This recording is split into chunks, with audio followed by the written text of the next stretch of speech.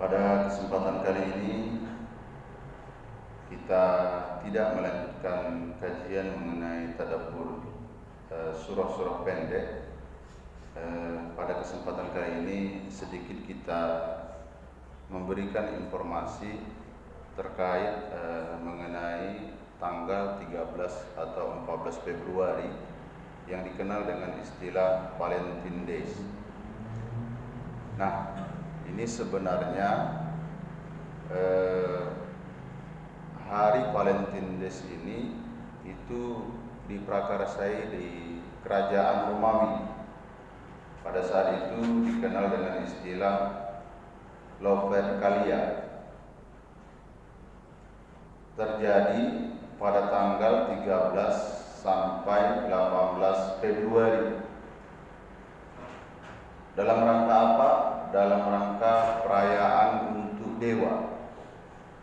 Tanggal 13 itu digunakan untuk merayakan Dewi Kesuburan, dan tanggal 14-nya yaitu diperingati dengan perayaan Dewa Kesuburan.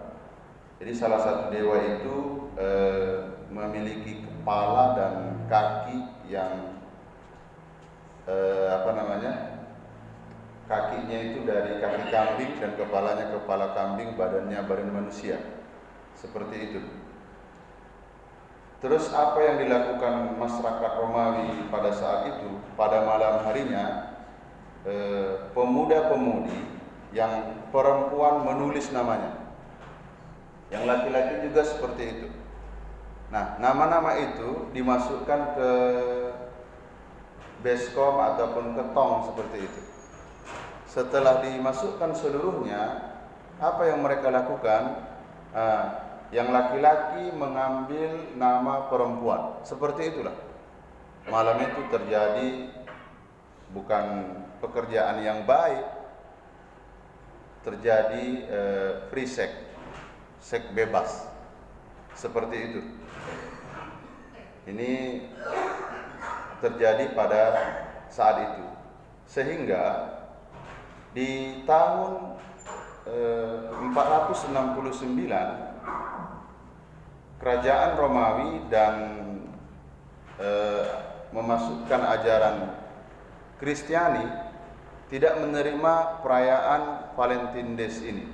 Tapi pada tahun 496 Kristen masuk bagian dari agama dan gereja memfasilitasi perayaan ini. Sehingga apa yang terjadi di Romawi ini terjadi pula di belahan bumi ini.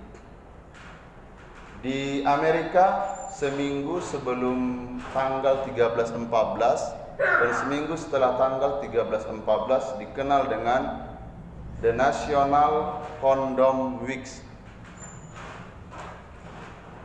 Hari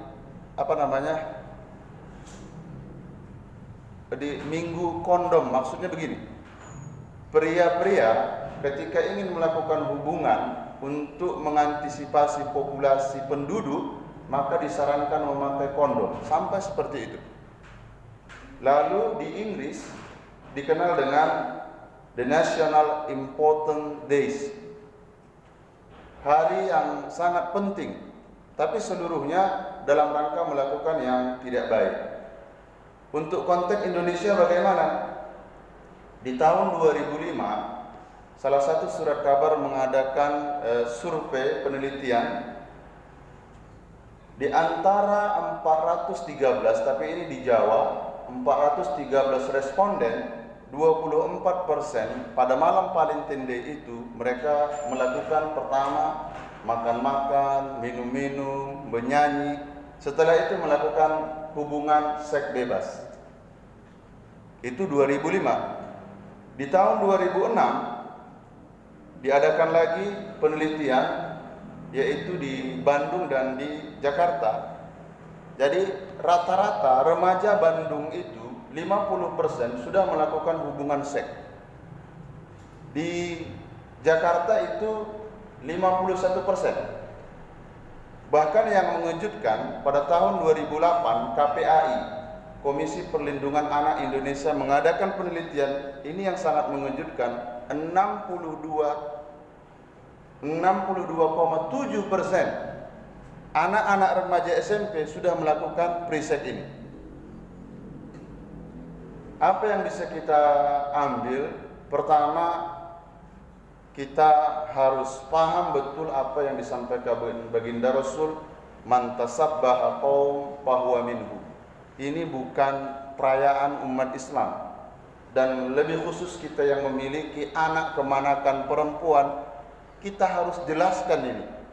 Islam tidak melarang untuk berkasih sayang. Bahkan Allah Subhanahu wa taala memulai kalamnya dengan ucapan bismillahirrahmanirrahim. Tapi dalam Islam diatur, itu yang dinamakan dengan nikah. Jadi ini hati-hati nih bapak-bapak yang mohon maaf. Inilah yang dikatakan baginda Rasul. Janganlah kamu mendidik anakmu sebagaimana bukan Rasulullah yang mengatakan, orang-orang tua kita, para uslub mengatakan, janganlah kamu mendidik anakmu sebagaimana orang tua mendidikmu, karena masamu tidak sama dengan masa anakmu. Kami tidak menganjurkan bapak ibu harus paham WA, harus paham Facebook, Instagram. Tapi kalau bapak ibu tidak paham itu, bagaimana bisa mengontrolnya? Anak kita pikir di kamar, ternyata di malam yang seperti itu, entah apa yang ia lakukan. Kenapa? Karena kita tidak paham dengan dunia mereka. Makanya kita harus juga peka terhadap kondisi-kondisi real, kebutuhan-kebutuhan anak kita di zaman yang era ini penuh tantangan. Jadi kami menghimbau, memesan kepada diri kami sendiri dan kita semua, mudah-mudahan Allah jauhkan kita dari tradisi-tradisi yang tidak baik ini. Kita tutup majelis yang mulia ini dengan ucapan hamdalah.